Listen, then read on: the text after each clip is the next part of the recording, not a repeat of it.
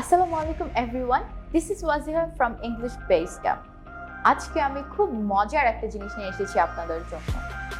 আমরা ব্রিটিশ অ্যাকসেন্টে কথা বলার জন্য অনেকেই ফ্যাসিনেটেড, রাইট? আমরা কিন্তু আমেরিকান অ্যান্ড ব্রিটিশ মিক্স করে বলি, এটাকে আমরা জানি।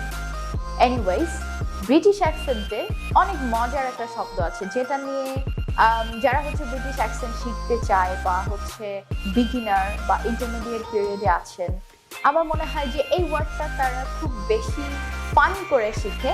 আর অবভিয়াসলি আপনারা বুঝে ফেলছেন আমি কোন ওয়ার্ডটার কথা বলছি। Yes, it's water.